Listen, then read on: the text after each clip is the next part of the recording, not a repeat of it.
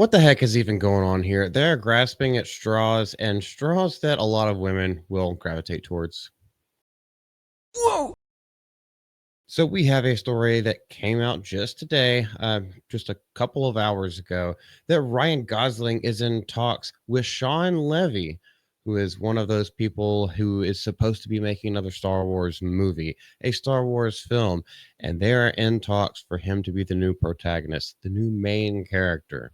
And this is going to be one of those times where I interject quite a bit with my own personal inflections, not just giving you the news. So, Star Wars shocker. Ryan Gosling in talks to star in Sean Levy's movie, which has been announced. If the deal makes, this would send the project in a hyperdrive. Oh, and now the flowery language already starts to come out because they're already trying to sell it. You know why they're trying to sell it? It's because Ryan Gosling is a hot commodity right now. Well, he's been basically a hot commodity his entire adult life. All right, so Ryan is in negotiations to top line the Star Wars feature project that will be directed by Sean Levy, who did Deadpool and Wolverine, just had a whole bunch of success with that.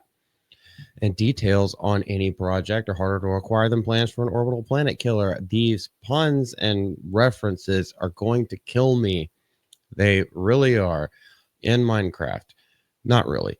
Levy has been developing his Star Wars feature since 2022. Has he really been developing it since 2022? Because the next thing that we're going to see right here is that he's still working on the script.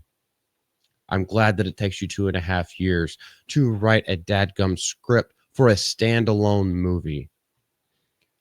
He says he's been working on the script for over a year. We're in 2025, brother. If you started it in 2022 and it's now 2025, the script is the first thing. Before you even start about anything else, you start writing the script. I guess you had to get the story there first, and that took well over a year. Oh, the Hollywood planning, the Disney Star Wars planning is just so top notch, isn't it? And it is unclear when Levy's project is set. Star Wars stories have run the gamut of hundreds of years, thousands of years. Get it straight. Detailing. Oh my goodness, we're going to go into all of this, detailing the goings on of a galactic republic turned dictatorship turned rebellion. They're only talking about the movies. Star Wars stories, however, which they've been pilfering and taking from the expanded universe, go back way further into the past. And that's what they keep doing. That's what they will continue to do in order to make this new film. I have a think see. It is also unclear this time because no story elements have come out if it concerns Jedi's and their enemies, the Sith. Uh, it's not so cut and dry as the Jedi's versus the Sith. It's not really that cut and dry. It's a lot more deep than that, but we're not going to go into that because they're all excited to try to get Ryan Gosling. However, he is kin. It is, however, to be unconnected to the so called Skywalker saga. And I love that they put this in here. I love it whether they meant to or not because they're talking about the George Lucas Star Wars. You'll see that whenever they go on the well-established and beloved characters Luke Skywalker and his father Anakin. Yeah, well, you're talking about episodes 1 through 6, ain't you now? Not referencing Disney, the sequel trilogy whatsoever. And it is meant to be a standalone movie. Lucasfilm had no comment on any impending deal or the project's details because, of course, they never do because they don't know. They fly by the seat of their shit stained pants. That's kind of how they do everything with Star Wars. Now, people on the inside are saying that the Gosling development is late in the game for someone like Sean Levy's normal movie schedule. And he was eyeing to direct the boy band movie set up at Paramount, which would have reunited him with Ryan Reynolds and Hugh Jackman. But instead, when Ryan Gosling showed that he has some interest and possibly, hey, let's get into talks about this stuff because it's something that he wants to do, well, he completely switched gears. And the thing is, if they make this deal, supposedly it's going to jump in front of the James Mangold film. Like, so it will be the next one after Mandalorian and Grogu. That's what is being said right now. If this all goes through, obviously this is just people who are talking, but it is being highly reported everywhere. Now, the Mandalorian and Grogu will come out in 2026 because it is already wrapped up. It's already filming. It's going into post production. That already has a release date, May 22nd of next year. But Gosling's boarding will mark a rare occasion that a Star Wars feature brings aboard an actual A-lister. I don't know if that's a good thing or a bad thing because are people really going to be able to differentiate Ryan Gosling from whatever mythical sci-fi fantasy character that he should be playing in Star Wars? That's a true delineation that I think we all need to ask ourselves because Star Wars has been known. It's been either friends of the directors or people that were just pulled off the street or people that showed promise and talent and went through their auditions and came out and they made the cut. A lot of us didn't know any of these folks before they were in a Star Wars movie, with some few exceptions, but for the most part the main characters were basically nobodies. Is that a good thing or a bad thing? I don't know, but I think it does add to the charm a little bit because it Star Wars has made careers. Let's look at Mark Hamill, that TDS crazy guy. It had made his entire career. Now, yes, he did have talent to go do voice acting and all kinds of other stuff. Ended up being an iconic voice actor for Joker, but he would have been nobody and has done nothing else other than Star Wars in his day to day real life acting.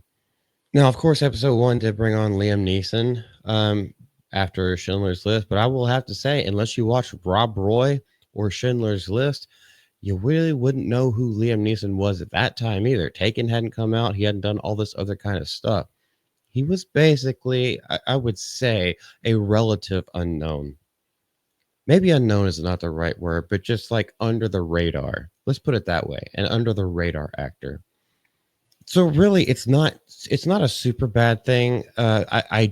I'm gonna have a hard time trying to accept Ryan Gosling in a Star Wars role and taking him seriously because they have done so many cameos. They brought freaking Lizzo's fat black ass and Jack Black's demented fat ass. I almost called him a black ass. Maybe he identifies as one.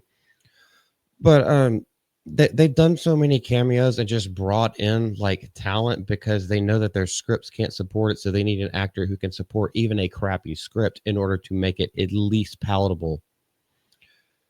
But going back to Ryan Gosling, so apparently he was name checked for a Star Wars part back in 2013 when rumors spread online that he and Zac Efron were being eyed by JJ for a familiar part that may have eventually become Kylo Ren. That is also another rumor.